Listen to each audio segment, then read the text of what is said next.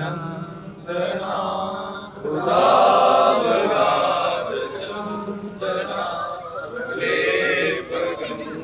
लेपगंधवागिनी पवातिपीतधारिणी जगत्त्रये यशस्विनी यशस्तुतापयस्विनी भजे कलेन्द्रनन्दिनी दुरन्तमोहभञ्जनी रसिकसीमराधिका राज्यभक्तिसाधिका कनङ्गरागवेन्द्र प्रभातिपुञ्जमञ्जुला स्वरोचिषादिशोभितां कृताञ्जनादिगञ्जना भजे कलेन्द्रनन्दिनी दुरन्तमोहभञ्जनी ब्रजेन्द्रसूनुराधिका हृदीन्द्रपूर्यमाणयो महारसाभिपूरयो विवादतीव्रवेगत बहिः समोचलन्नव प्रवाहरूपिणीमहं भजे कलेन्द्रनन्दिनीं दुरन्तमोहभञ्जनीं विचित्ररत्नवधस हठदयोश्रियोज्ज्वलां विचित्रहंस सारसारनन्दपक्षिसङ्कुलां विचित्रमीनमेखलां पितातिदीनपालितां भजे कलेन्द्रनन्दिनीं दुरन्तमोहभञ्जनी वहन्तिकां श्रियां हरे मुदा कृपास्वरूपिणीं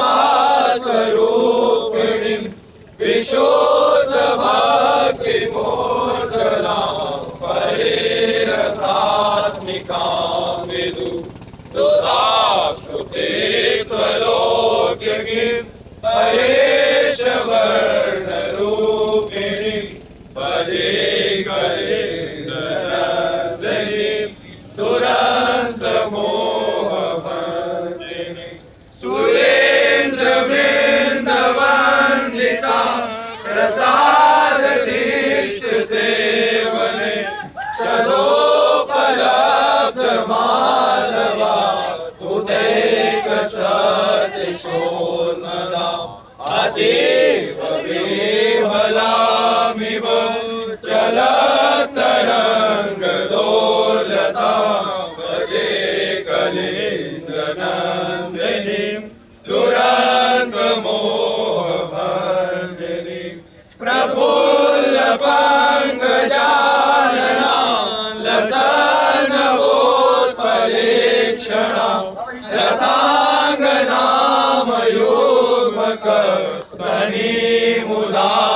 रताङ्गनामयोग्मकस्तनीमुदारहंसिकां हितं चारुरोधसां हरे प्रिया रसोज्ज्वलां भजे कलेन्द्रनन्दिनीं दुरन्तमोहभञ्जनी समस्तवेदमस्तके जगन्यवैभवां सदा महामुनीन्द्रनारदादिभिः सदैव भाविताम् अतुल्यपामरैरपि श्रितां पुमर्थशारदां भजे कलेन्द्रनन्दिनीं दुरन्तमोहभञ्जनी यैतदष्टकं बुधस्त्रिकालमादृतः भजे कलेन्द्रनन्दिनीं हृदां विचिन्त्यमीश्वरवन्दितां इहैव राधिका पते पदाब्ज भक्तिमुत्तमामवाप्य सर्वं भवेत् परतत प्रियानुगा इहैव राधिकापते पदाब्ज भक्तिमुत्तमामवाप्य सर्वं भवेत् परतत प्रियानुगा राधा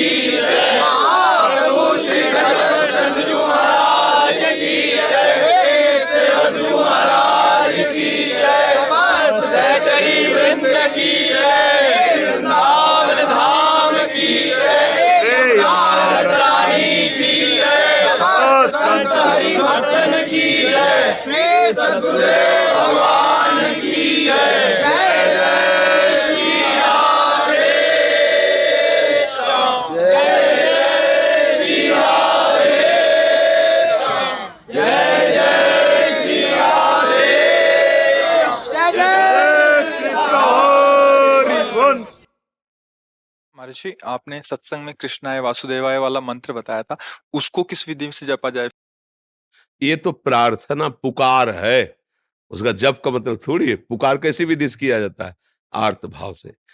20,000 राजाओं को बलि देने के लिए बंद किए हुए जरासंध, और समय नजदीक आ रहा है, पशुओं की तरह बलि दे देगा 20,000 राजाओं को। अब उनको एक ही बात केवल पता है कि भगवान बचा सकते हैं।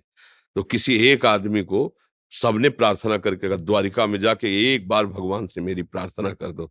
और वो आर्त भाव से सब यही पुकार रहे हैं, कृष्णाय वासुदेवाय हरये परमात्मने प्रणत क्लेश नाशाय। इसमें प्रधानता हृदय के आर्त भाव की। हे नाथ, हे कृष्ण, हे करुणामय, आप अपने शरणागतों के दुख को निवारण। भगवान गए, फेंक दिया, चिरवाक फेंक दिया जरासंध को, और सब राजाओं को मुक्त करवाया। ले तो ये मंत्र जो है दुख निवृत्ति के लिए सिद्ध मंत्र है, पर थोड़ा जैसे शौच आदि से अपवित्र है ऐसा मंत्र, ये वैदिक मंत्र ही तो है ना, तो थोड़ा पवित्र होके, पर इसमें प्रधानता आर्त भाव की है कि अब आपके सिवा कोई हमारा नहीं जो दुख निवारण कर सके, और अंदर से बड़ा चमत्कारिक है। ये भी बात समझ लो। कृष्णाय वासुदेवाय हरे परमात्मने प्रणत क्लेश नाशाय, ये सिद्ध मंत्र है। ये भागवत का निरंतर भगवान का स्मरण करो तो दुख निवृत्ति के ये याचना नहीं करनी पड़ेगी। बात समझो। अगर आपको नहीं रहा जा रहा तो फिर आपको ये अनुभूत मंत्र है, ये ऐसा नहीं है कि व्यर्थ चला जाएगा, नहीं। इसलिए आदित्य शर्मा जी, श्री महाराज जी आपके चरणों में कोटि कोटि प्रणाम। महाराज जी, राधा रानी की कृपा लगभग 1100 बच्चों के लिए सस्ती एजुकेशन का प्रबंध 3 स्कूलों के माध्यम से वर्तमान में हो रहा है। लॉकडाउन के बाद महाराज जी बच्चों में मोबाइल का बढ़ता क्रेज केवल उनको अध्यात्म के प्रति रुझान से ही कम किया जा सकता है।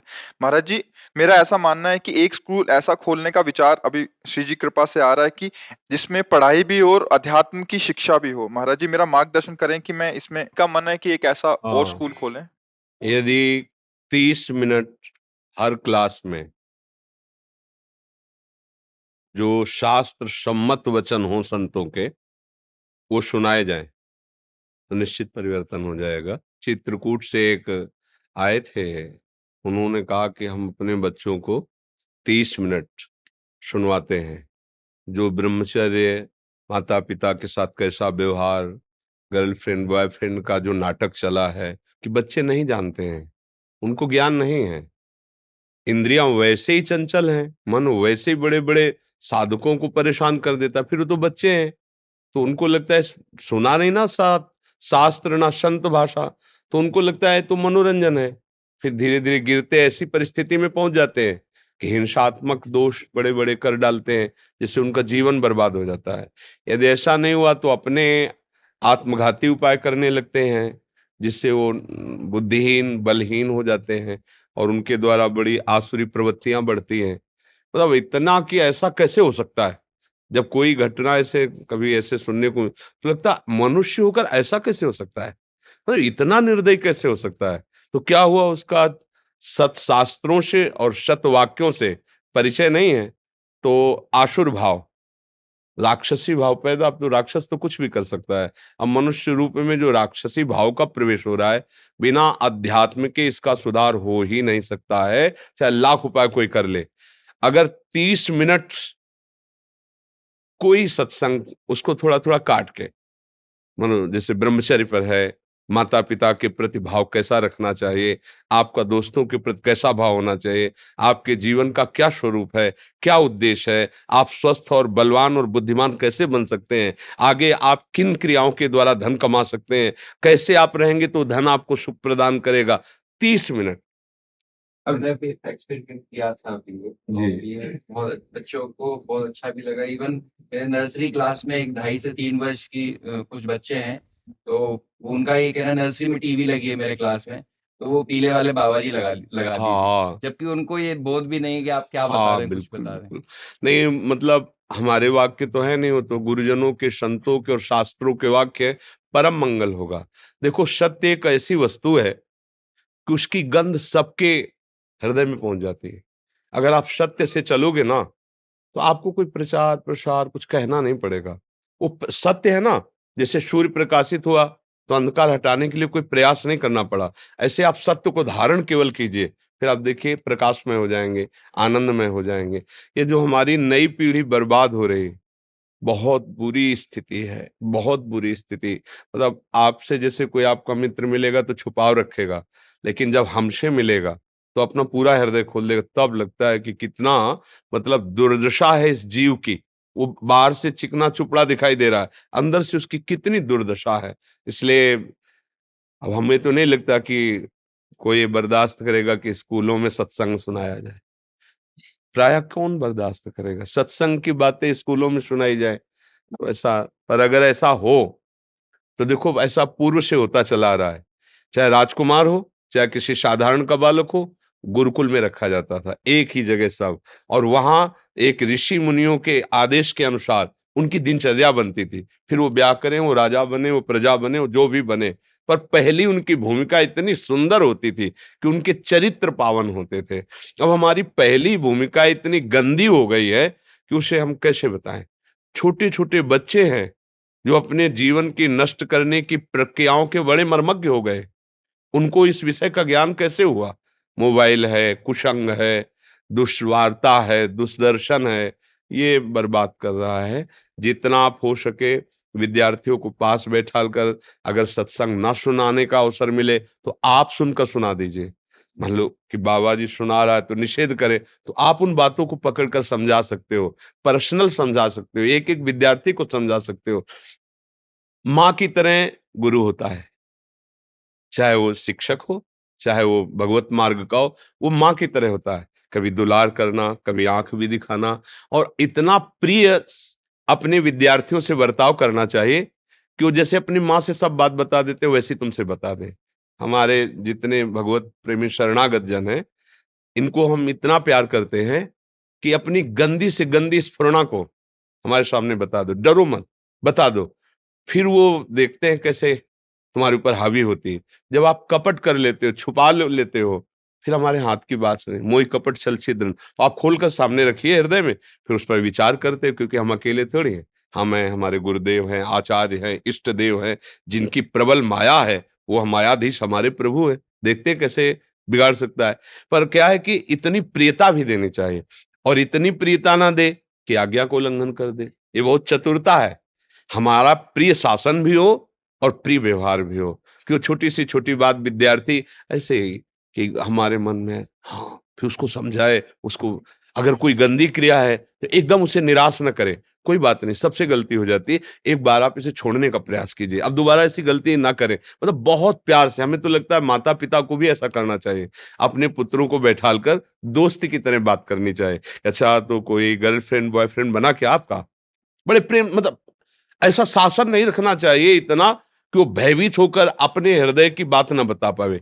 कुछ बच्चे ऐसे होते हैं जो निकलना चाहते हैं, संकट में फंस गए, पर वो सोचते हैं कि अगर मैंने मम्मी पापा से कहा तो इस संकट से ज्यादा वहां संकट पड़ जाएगा। मुझे माता पिता से विनय है बच्चों के कि एक समय ऐसा निकालो जो 5 मिनट 10 मिनट अपने बच्चों के साथ दोस्त जैसा व्यवहार करो, बैठो बात करो। कोई भी समस्या का समाधान माता पिता से सहज में हो सकता है, क्योंकि वो प्रथम गुरु हैं और बहुत प्यार करते हैं, उनका रक्त इस शरीर पे संचलित हो रहा है।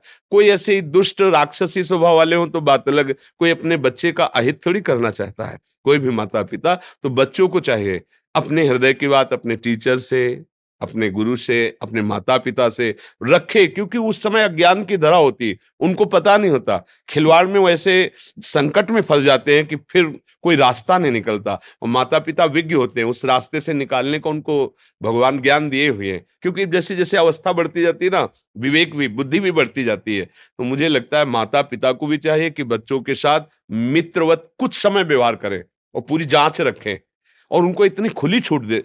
अगर ऐसा आपके मन में कोई बात है तो हम उसे पूरी करेंगे ना, आप हमें बता दो ना। अगर मुझे सही लगा तो मैं 100% तुम्हारा साथ दूंगा। मतलब उनको लगना चाहिए कि मेरे मम्मी पापा वास्तविक मुझे प्यार करते हैं, तो वो अपने दिल की बात रख देंगे। और अगर ऐसा कि अगर, तो फिर उनको लगेगा कि अगर यहाँ तो हम बच सकते हैं, लेकिन वहां तो हमारी बहुत बुरी स्थिति हो जाएगी घर में। ऐसा नहीं होना चाहिए, शासन होना चाहिए। हम इस बात पे राजी हैं कि थोड़ा निगाह का भय तो होना ही चाहिए, कि मम्मी पापा अगर नेत्र टाइट कर दे तो बच्चे को भय लगे, पर इतना भय भी नहीं होना चाहिए कि वो आपसे अपने दिल की बात ना कह सके। टीचर को भी ऐसा ही चाहिए, गुरु को भी ऐसा ही चाहिए। तो ऐसा जो आपका विचार हो परम वंदनीय है, और हम प्रार्थना करेंगे सबसे कि अपने मित्र से, अपने पुत्र से, अपने परिवार से ऐसी शिक्षा के द्वारा व्यवहार कराया जाए। नहीं तो बड़ा 18-19 वर्ष की बच्ची है, 20-22 वर्ष का बच्चा है, दोनों को ज्ञान नहीं है, दोनों अधर्म परायण हो गए। अब बच्चों का स्वभाव मनोरंजन, वो तीसरे से, वो दूसरे से, उसको पता लगा, वो उसे मार के फेंक देता है, काट के फेंक देता है और जेल चला जाता है। दोनों की जीवन यूं खराब, दोनों बच्चों का जीवन खराब हो गया, केवल खिलवाड़ में, मनोरंजन में खराब। एक को मार दिया, एक जेल चला गया, खत्म हो गया दोनों का जीवन। मुझे लगता है इस विषय पर अपने बच्चों पर बहुत ध्यान देने की जरूरत है, क्योंकि नई अवस्था में मन बहुत तूफान होता है, और उसकी जो मांग होती है उसको हम वचनों के द्वारा और व्यवस्था के द्वारा संभाल सकते हैं। बिनु अवसर भयते राजू, उनको इतना अवसर न दे, क्योंकि वास्तविक नहीं ज्ञान है उनको। कई ऐसे हमारे सामने उदाहरण आए जिनमें दिखाई पड़ा कि ये बच्चे, इनको ज्ञान नहीं है, ये कूद पड़े आग में, पर इनको पता नहीं था कि ऐसा भी होता है। आज का समाज बड़ा छली और कपटी बनता चला जा रहा है। सामने हम आपसे कहते हैं आपको बहुत प्यार करते हैं, हम जीवन भर आपको, और वो भोला हृदय स्वीकार कर लेते हैं। और इसके बाद जब उनके साथ छल और कपट और दूसरा रूप दिखाई देता है तो उनको समझ में नहीं आता, फिर या तो आत्महत्या करे या वो उसे मार दे, यही निर्णय निकलते हैं। तभी सुनने को नहीं मिलता ऐसा हुआ ऐसा। मुझे लगता है कि अब हमारी नई पीढ़ी को बहुत जरूरत है अध्यात्म की, बिना अध्यात्म के समझ नहीं। और सच्ची कहते हैं, ये अध्यात्म वो मार्ग है कि हर समय हृदय प्रसन्न रहता है, हृदय शीतल रहता है। बीमारी चाहे जितनी बड़ी हो, जब मन प्रसन्न रहता है ना, तो आपका जीवन चैन से कट जाएगा, आनंद से कट जाएगा। अच्छा सोचो, आपका बच्चा गलत आचरण करके जेल चला गया, आप जिंदगी भर जलोगे। आपके बच्चे के साथ गलत हो गया, वो जीवन, आप जिंदगी भर जलोगे। तो अगर पहले से संभालते, प्यार दुलार घुमाना चाहिए, उनका मनोरंजन करा, पर आप साथ होने चाहिए। आप इतने कार्य में बिजी ना हो जाएं कि आपका परिवार इस बात के लिए वो गलत मार्ग चयन कर ले। बिल्कुल, धन किन के लिए कमा रहे हो, नौकरी किन के लिए, उन्हीं के लिए कर रहे हो ना। तो उनको समय सबसे ज्यादा चाहिए। सबसे अधिक प्रिय धन नहीं है, सबसे प्रिय अधिक आपका सानिध्य है। पुत्र को आपका सानिध्य, पत्नी को आपका सानिध्य चाहिए। थोड़ी देर बैठो, थोड़ी देर उनकी मन की बात सुनो। अब एकदम कार्यरत, एकदम कार्यरत, तो फिर मन है वो बदमाश है, कोई साधना तो हो नहीं रही कि वो मंत्र बल से, तप बल से उसे संभाले, फिर वो इधर उधर, फिर आपको क्लेश होगा, फिर अशांति होगी। बहुत अच्छा है, ऐसा ही करो, और 4 लोगों को और जोड़ो जो आपके मित्र हो, वो हमारी नई पीढ़ी को बचा लें। इस समय जो नई पीढ़ी का पतन हो रहा है, बहुत बहुत नृशंस, मतलब ऐसा तो राक्षस लोग भी नहीं करते थे जैसा अब हो रहा है। आशु प्राण कहते हैं, आशुर्भाव केवल अपने प्राणों को सुखी रखना, बस मैं सुरक्षित हूं ना, तुम्हें जला रहा कोई जलाने दो, ऐसा भाव नहीं रह गया है कि वो बच्ची है, वो स्त्री है, वो अब समर्थ नहीं है, मुझे सहयोग करना चाहिए, या वो रोड में पड़ा हुआ है, तड़प रहा है, एक्सीडेंट हुआ, मेरा कर्तव्य गाड़ी रोको, उठाओ और अस्पताल ले जाओ। वो नहीं, कौन पुलिस के चक्कर में पड़े, कौन क्या पड़े, चलो ऐसा नहीं, ये धर्म नहीं कहता ऐसा। धर्म सिखाता है, अध्यात्म सिखाता है, आप उस समय अपनी पूरी ताकत लगा दो उसको बचाने के लिए, तो क्या होगा, आपके सारे पाप नष्ट हो जाएंगे और आने वाला दुख नष्ट होकर के सुख में बदल जाएगा। कोई भी कर्म ऐसा थोड़ी बिना फल दिए चला जाए। तो अब इतना स्वार्थी जीवन होता चला जा रहा है, इतना मनोरंजन हम करने लगे हैं कि धर्म और अध्यात्म सब एक कोने में खड़ा है, कोई उसे पहचानना ही नहीं चाहता, जिससे सुख मिलता है, जिससे शांति मिलती है, जिससे स्वस्थता बढ़ती है। राकेश जी राजस्थान से। राधा राधा श्री हरिवंश। महाराज जी आपके चरणों में कोटि कोटि प्रणाम। महाराज जी, जब प्राणी अपने किए कर्मों के लिए जगत स्वामिनी श्री जी का निमित्त मात्र है, तो उन कार्यों का हिसाब किताब प्राणी मात्र को क्यों दिया जाता अहंकार के कारण। किसका है? हाँ, अहंकार, भगवान के वचन, अहंकार विमूढ़ात्मा कर्ता हमिति मन्यते, मैं कर रहा हूं, अवश्यमेव भोक्तव्यम, शुभम अशुभम। जो भी शुभ अशुभ कर्म कर रहे हो, अगर उसके कर्ता बन रहे हो तो तुम्हें भोगना पड़ेगा, कोई तुम्हारे अंदर से ऐसी शक्ति नहीं जो तुम्हें बचा सके। अवश्य में वो भोक्तव्यम कृतम, मैंने किया, शुभ अशुभ उसको भोगना पड़ेगा। अहंकार विमूढ़ात्मा, मैं करता हूं, मैं भोगता हूं, तो फिर भोगो और करो। और अगर श्री कृष्णार्पणम मस्तु, तो सुधार शुरू। अहम तो हम सर्व पापेभ्यो मोक्षयिष्यामि मा शुचा। चाहे जितने बड़े दुराचारी रहे हो, अपिचेत सुदुराचारो भजते माम अनन्य भाग, जाओ, अहम तो हम सर्व पापेभ्यो, मैं मोक्ष प्रदान करूंगा, तेसा महम समुद्धरता मृत्यु सम, मैं उसे मोक्ष प्रदान करूं। क्या दिक्कत है? अब कर्ता बने हो तो भोक्ता भी बनो, और कर्ता भाव अगर मुक्त करना है तो हर कर्म को सावधानी से भगवान के चरणों में अर्पित करते रहो। कई बार बताया, एक एक घंटा समर्पित करते रहो, एक एक क्षण समर्पित करते रहो। 7 से 8 बजे तक ये किया है प्रभु आपके चरणों में समर्पित, अब 8 से 9 बजे तक ये किया है प्रभु आपके। अभी देखो रंग बदल जाएगा। समर्पण वृत्ति आते ही, जैसे आग में चंदन डालो तो आग, लोहा डालो तो अपना रंग दे देगी, लाल बिल्कुल आग में कर देगी, और विष्ठा डालो तो आग, शुभ अशुभ कर्म सब भस्म करके एकमात्र भगवत भाव रह जाएगा। समझ रहे हो ना? विष्ठा पवित्र चीज आग में गई तो क्या स्वरूप उसका बनेगा? आग। लोहा डाल दो, घनीभूत है, वो लाल एकदम आग में हो जाएगा। चंदन डाल दो, आग में हो जाएगा। मतलब आग ये नहीं देखती कि क्या डाला गया है, वो उसे अपना स्वरूप प्रदान कर देती है। ऐसे ही भगवान ये नहीं देखते कि तुम पापी हो कि पुण्यात्मा हो। तुम केवल भगवान का आश्रय लेकर के शुरू करो, राधे श्याम, राधा राधा राधा राधा, तो भगवान कहते हैं अहम तो हम सर्व पापेभ्यो मोक्षयिष्यामि। तुमसे जो गलती हुई है क्षमा कर दिया, और मालिक क्षमा कर दे, सबसे बड़ा न्यायाधीश माफ कर दिया, अब क्या होना है? अब तो मंगल ही मंगल रहेगा। पर भोगना इसलिए पड़ेगा, तुम निमित्त मात्र बनते हो क्या? अंदर से देखो, बातें करना अलग बात, तुम निमित्त मात्र हो, नहीं तुम संपूर्ण करता हो, इसलिए संपूर्ण भोगों को भोगो। और जब यंत्र बन जाओगे निमित्त मात्र, तो भगवान के यंत्र के द्वारा वही होता है जो भगवान कराते हैं। और भगवान क्या कराते हैं? कभी शास्त्र विरुद्ध आचरण भगवान के अंगूठे से नहीं होता। यंत्र जो जैसे चलता है ना, वो नहीं होता। वो एक एक कदम, एक एक सब शास्त्र सम्मत होगा उससे, क्योंकि वो भगवान के द्वारा संचालित है। जिसके सारथी भगवान है तो गलत जगह रथ चला जाएगा क्या? अभी फिर बात समझाया, अहंकार की गुफा में ही ये पाप कराने वाले रहते हैं, और अहंकार समर्पित हो गया, अब पाप नहीं होगा। अब जो होगा वो मंगल विधान भगवान का होगा। देखो कह रहे ना, वैसे तो पाप लगेगा, पाप लगेगा। अरे गुरु है, प्रत्यंचा चढ़ाना सिखाया, उन्हीं से तुम युद्ध कर रहे हो, गला काटने की चल रहे। जगत गुरु बैठा है सारथी बला, वह प्रभु कैसे मारे, विराट रूप रख के दिखाया, जैसे लौंग इलायची फंसी होती ना, देख मैं इनको चबा चुका हूं, केवल तू निमित्त मात्र बन, मारे तो मेरे द्वारा जा चुके। यह है निमित्त मात्र बनना। अहंकार पूर्वक हम हर कार्य करते हैं, हर भोग भोगते हैं, तो फिर उसका फल कौन भोगेगा? फिर आपको भोगना पड़ेगा।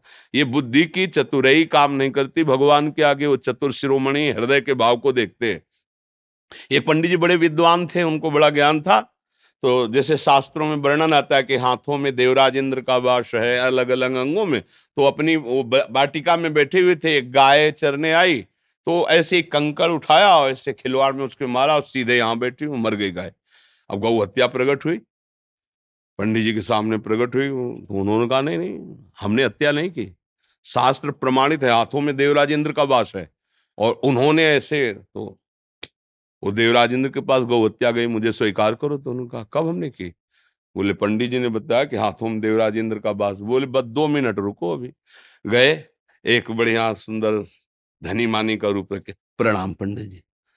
जजमान, पंडित जी बगीचा इतना सुंदर कि हमने देखा ही नहीं, बहुत सेवा होती है बगीचे की, अपने हाथों से करता हूँ, ये सब हमारे हाथों के लगाए हुए। अच्छा अच्छा पंडित जी, और ये बावड़ी बहुत सुंदर बनी हुई जल की, ये भी हमने यहाँ तुम जो कुछ देख रहे हो सब मैंने अपने हाथों से किया। तो गौ हत्या इंद्र ने की है, गौ हत्या इंद्र ने की, और ये सब तुम अपने हाथों से किया। गौ हत्या का चढ़ जाए इसके ऊपर, केवल ये बातें बना रहा है, अहंकार युक्त है। अभी बात समझ गए? अच्छा किया तो मैंने, बुरा किया तो भगवान की सत्ता के बिना पत्ता नहीं हिलता, तो वो पत्ता हिलेगा जो तुम झेल नहीं पाओगे, क्योंकि वो चतुर शिरोमणि है, वो जान रहे हैं। हम लोग थोड़ा कपट ज्ञानी हैं, नहीं? कोई अच्छी बात बन गई तो अपनी मुच्छ में ताव देते हो, बुरी हो गई बोले भगवान को ऐसे ही मंजूर था। भगवान को जो मंजूर है, जब जान जाओगे तो भगवान के समान हो जाओगे। जानत तुम्हें तुम्हें हो जाए, फिर क्या भगवान से किसी का मंगल हुआ है? जो दूध में अपने जहर लगा के पिलाने जा रहे, उसको यशोदा मैया की गति दी, भगवान के द्वारा कभी अमंगल होता है? मंगल भवन है? और एक दोना जल लेकर कोल भील दौड़ते हैं जब भगवान श्री राम बनवास मालिक, तो भगवान आचमन कर लेते हैं जल का, उनको परम पद दे देते हैं जो ऋषि मुनियों के लिए दुर्लभ। ऐसे हमारे भगवान किसी का मंगल करेंगे, और वो भक्त जिसका चित्त भगवान में जुड़कर भगवत स्वरूप हो गया है, उसके द्वारा कहीं पाप होगा, कहीं अधम आचरण? तो ये क्या होता है, हम लोग अधूरे ज्ञानी हैं और कपटी ज्ञानी हैं। कपट ज्ञान, हृदय में कुछ और चल रहा है, मुख में कुछ और चल रहा है, आचरण में कुछ और, तो भगवान को मोह कपट छल छिद्र, बस बात बिगड़ गई। ये बात समझ लें। ओम प्रकाश जी, मपेंद्र शर्मा जी, महाराज जी आपके चरणों में कोटि कोटि प्रणाम। महाराज जी हम हिमाचल शिमला से आए हैं, हमेशा आपका सत्संग सुनते हैं। महाराज जी मेरा प्रश्न है कि जीवन में होने वाली घटनाओं में से प्रारब्ध को और नवीन कर्म को किस तरह पहचानें? जैसे किसी व्यक्ति ने किसी जीव या अन्य व्यक्ति की हिंसा की, तो कैसे पहचानें कि ये उस जीव का प्रारब्ध था या हिंसा करने वाले व्यक्ति का नवीन कर्म? इसमें देखना है मूढ़ता और प्रारब्ध, 2 चीजें हैं।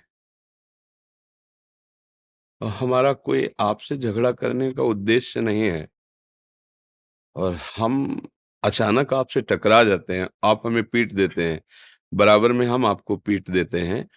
हमारा ना पीटना उद्देश्य था, ना झगड़ा उद्देश्य था, ना आपकी हानि पहुंचाना, पर एक घटना घट गई, इसमें है प्रारब्ध बलवान। और हम अंदर से जब इच्छा करते हैं, अच्छा ये वही जा रहा है ना, वो अमुक है ना, उसने प्रतिकूलता की थी ना, या किसी भी कारण से जब हम संकल्प बनाते हैं, इच्छा करते हैं, वो होता है नवीन कर्म।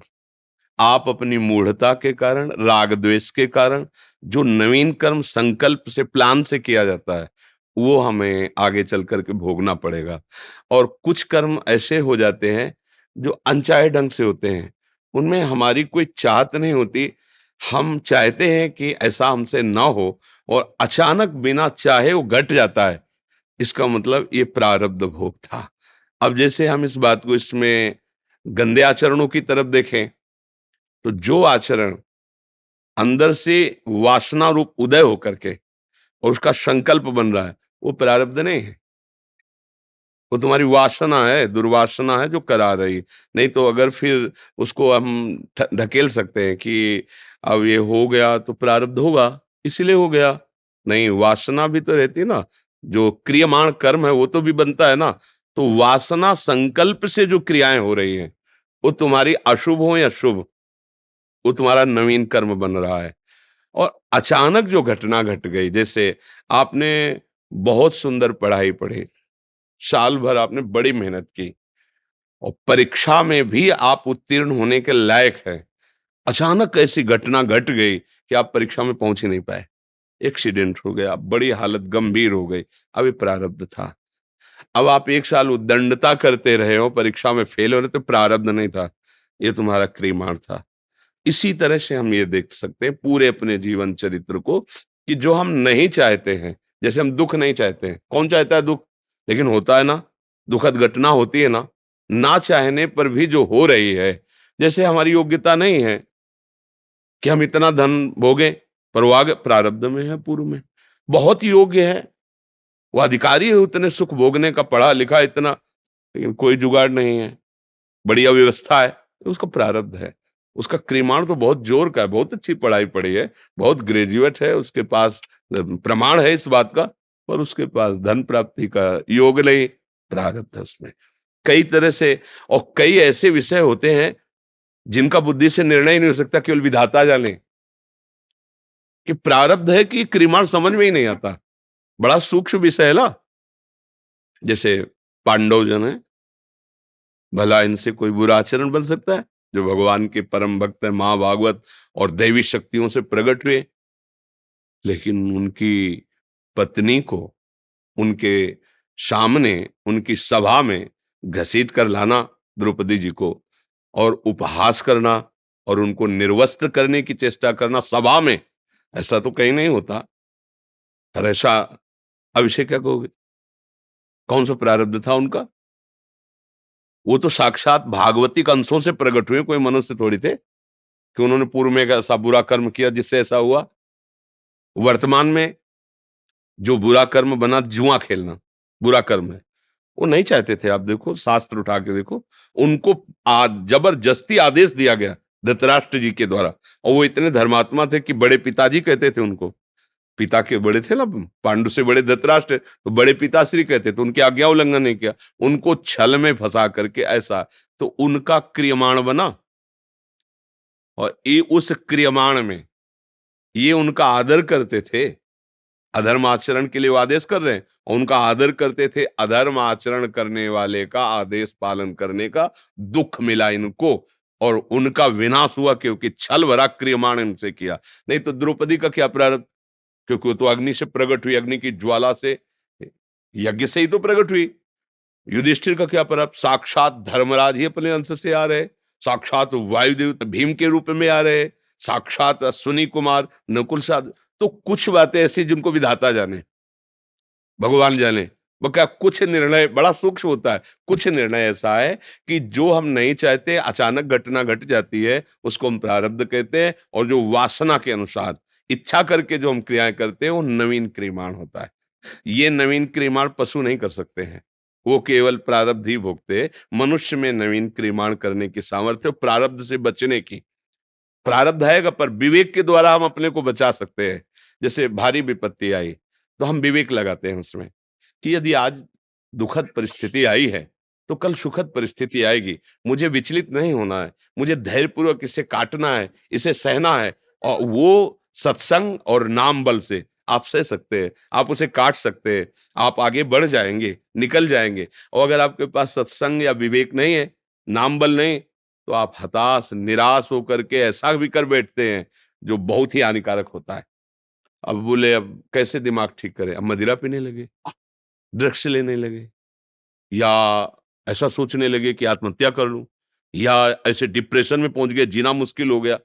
ये प्रारब्ध आया बुरा नष्ट करने के लिए, लेकिन नवीन क्रियमाण सत्संग, शास्त्र स्वाध्याय, नाम जप, पवित्र बुद्धि से उसने अपने आप को बचा लिया। आया पर वो हताश नहीं कर पाया, वो निराश नहीं कर पाया जीवन को, तो आगे बढ़ गया। तो प्रारब्ध का कुछ ऐसे भी ये चित्रण की, जैसे एक बार आपने बताया कि रज खोदने हम श्री जी के पात्र मार्जन के लिए गए, तो मन में ऐसी प्रेरणा हुई कि यहाँ ठीक रज नहीं, ये ठीक है, बस 2 हाथ का अंतर।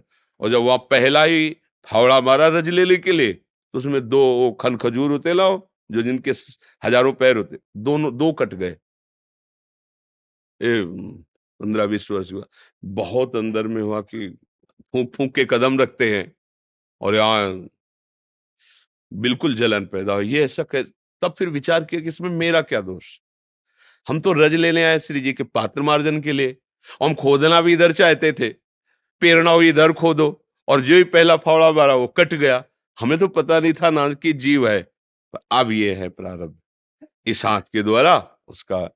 एक बार बरसात का समय था, अब टार्च वार्च रहती नहीं थी, भिक्षावृत्ति से मांगते, अपना दिनचर्या करते। तो रात्रि के समय घनघोर अंधेरा, वर्षा हो रही थी, तो जैसे बिजली चमके तो रास्ता दिखा। ये बिल्कुल कच्चा मार्ग था, ये जो परिक्रमा है ये तो सब अभी कुछ वर्षों से, नहीं तो एकदम बहुत बहुत आनंद में वृंदावन। ये सब जहां बैठे ना, ये सब लताएं ही लताएं थी, इधर कहीं एक भी मकान नहीं। ये वृंदावन के इधर एक भी मकान नहीं, वो एक दो ट्यूबवेल थे पानी वाले, और खूब फूलों की बगिया और बगीचे, सब सब कट कट के। अब तो ऐसा, तो अंधेरे में ऐसे बिजली सी चमकी, तो ऐसे दूर की तरफ देखा और नीचे पट से आवाज आई। तो क्या हुआ, अब अंधेरे में झुक के जब बैठ के देखा तो एक मेढक फैल गया, उसके ऊपर पैर पड़ा। तो फिर बड़ी परेशानी, एकदम अंदर विकलता हुई। हम कहा हम तो देख के नीचे चल रहे थे, बिजली कड़की उधर की तरफ आकर्षण हुआ। फिर भी गोपाल शास्त्र नाम का पाठ किया, प्रभु से प्रार्थना की कि उस जीव को सदगति प्राप्त हो, मंगल हो और अपराध क्षमा हो। ऐसा बोध हुआ कि हमारी असावधानी हुई, अगर हम उधर ना देखते तो हम नीचे देख के चल रहे थे, शायद हम बच। फिर हम एक टार्च छोटी रखने लगे कि अंधेरा।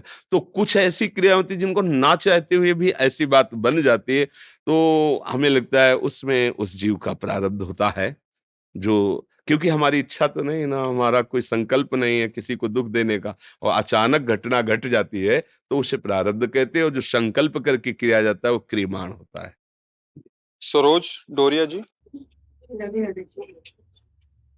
महाराज जी, श्री हरिवंश आपके चरणों में कोटि कोटि दंडवत प्रणाम। महाराज जी, हम उज्जैन से हैं, 23 वर्षों से राधा रानी की कृपा से शिक्षा के क्षेत्र में कार्यरत हूँ। महाराज जी, मैं आपके प्रवचनों को सुनकर अपने विद्यार्थियों की कई शंकाओं व प्रश्नों का उत्तर देकर उन्हें संतुष्ट कर पाती हूँ। आपके आशीर्वाद अनुसार उन्हें अच्छा आचरण, सुमार्ग व भक्ति मार्ग पर चलने हेतु प्रेरित भी करती हूँ, जिसका बहुत सकारात्मक परिणाम मुझे उनके व्यवहार में दिखाई देता है। किंतु महाराज जी, उन्हें इसका स्मरण बार बार करवाना होता है। कोई ऐसा गुरु मंत्र दीजिए महाराज जी कि वे ये सदा उनकी स्मृति में ही बना रहे जो आपकी बातें। इसीलिए पहले गुरुकुल में, जो हमारी सनातन परंपरा है, पहले बालकों को गुरुकुल में इसीलिए रखा जाता था कि उनका खान पान, वायुमंडल सब भागवतिक। फिर वो चाहे राजकुमार हो, चाहे किसी साधारण गृहस्थ का बालक हो, दोनों एक साथ पढ़ते थे। फिर वो आगे चलकर जब गृहस्थी में जाते थे तो उनकी नींव मजबूत हो गई। फिर वो आगे उत्तम राजा बनते थे, या उत्तम गृहस्थ बनते थे, या उत्तम महात्मा बनते थे। ऐसी, तो गुरु का प्रथम पद माता पिता, द्वितीय पद शिक्षक जन, जो शिक्षा देते हैं। फिर परम पद के लिए जो गुरु का वर्ण किया जाता है, सदगुरु। तो आप गुरु पद पे हैं। नई अवस्था के बच्चों को जैसे हम ककारा सिखाएं तो एक बार में ही तो नहीं सीख जाते, हमें 50 बार प्रयत्न करना पड़ता है। अब जो वो वर्णमाला का, अक्षरों का ज्ञान कर ले तो फिर कोई पढ़ावे, ज्यादा मेहनत उसको नहीं पड़ेगी। ज्यादा मेहनत उसको पड़ती है जो का लिखाना सिखाता है, क्योंकि बहुत समय, बहुत उसको देना पड़ता है, तब वो अक्षर का ज्ञान करता है। ऐसे इस अविनाशी मार्ग के लिए, जैसे कि ठीक से गंदी आदतें क्या हैं, अच्छी आदतें क्या हैं, तुम बच्चों के संग से क्या गंदा सीख, उसमें शर्म नहीं करनी चाहिए। जैसे माँ अपने बच्चे को ना, तो छोटे छोटे बच्चे, विद्यार्थी, ये हमारे बच्चे ही हैं, उनको बैठ के वैसे बताते हैं टीचर लोग कि गंदा स्पर्श क्या है, अच्छा स्पर्श क्या है, गंदे आचरण क्या है, कौन किस हरकत से जाना जा सकता है कि हमारे साथ गंदा व्यवहार कर रहा है। तो इसमें ये भी बताना है कि अपने संगी साथियों से भी हमारे अंदर गंदगी आती है। यदि वो बच्चा गंदे दोषों से पहले से युक्त हो गया है, तो हमारा संग अगर उसके संग होगा तो गंदी बात आ जाएगी। अगर छोटे से बच्चों को ब्रह्मचर्य का महत्व, नाम का महत्व, माता पिता के प्रति श्रद्धा भावना का महत्व और भगवत भाव का महत्व जानने को मिल जाए, तो चाहे वो पढ़े लिखे या किसान बने या महात्मा बने या राजपद पे जाए, बहुत अच्छा बनेगा जो बनेगा, पर उसको बार बार समझाना होगा, क्योंकि अभी अवस्था परिपक्व नहीं हुई है। और अवस्था परिपक्व हो जाने पर एक बार में बात समझ में आ जाएगी उसकी। जैसे हमें ककारा बार बार लिखाना पड़ता है, तो बार बार समझाना पड़ेगा।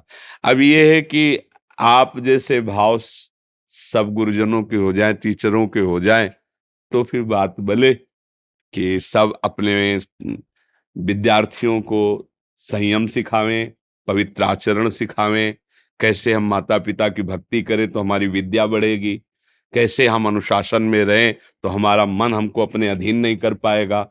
और नाम जप जरूर करें।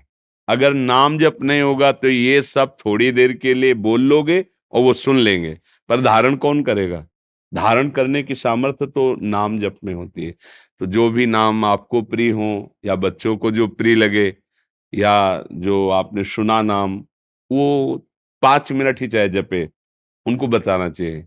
हाँ, कि 5 मिनट जरूर। देखो हम लोग जब स्कूल में थे ना, तो वैसे भी हे अभी हमें याद है प्रार्थना हमारे स्कूल में जो, हे प्रभु आनंद दाता ज्ञान हमको दीजिए, ये प्रार्थना हाथ जोड़ के ऐसा आए शीघ्र सारे दुर्गणों को दूर हंसे दूर। कीजिए। तो देखो प्रार्थना है ना, भगवान की प्रार्थना है, थोड़ी देर नाम जप है, सच्चे अच्छे उपदेश है, इनसे संस्कार बनता है।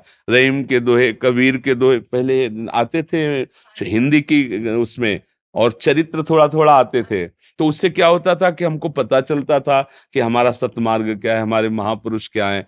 और जैसे छोटे बच्चों में संस्कार डाल दिए जाते हैं, वैसे संस्कार पड़ते हैं। अब तो आप थोड़े अच्छे संस्कार डालेंगे, लेकिन मोबाइल आप जिनके हाथों में बड़ा-बड़ा छोटे-छोटे बच्चे हैं, गेम, और धीरे-धीरे फिर वो ऐसी बातें सीखने लगते हैं जो उनके जीवन के विकास के लिए ठीक नहीं है। तो ये भी शिक्षा देनी चाहिए कि मोबाइल का सदुपयोग करना चाहिए। मोबाइल को कोई ऐसी चीज़ें खोल के नहीं देखना चाहिए जो आपके दिमाग को खराब करें, आपकी आदतों को खराब करें। ये भी साथ में शिक्षा में रहे। समझाती हूँ गुरुजी आपकी तरफ से।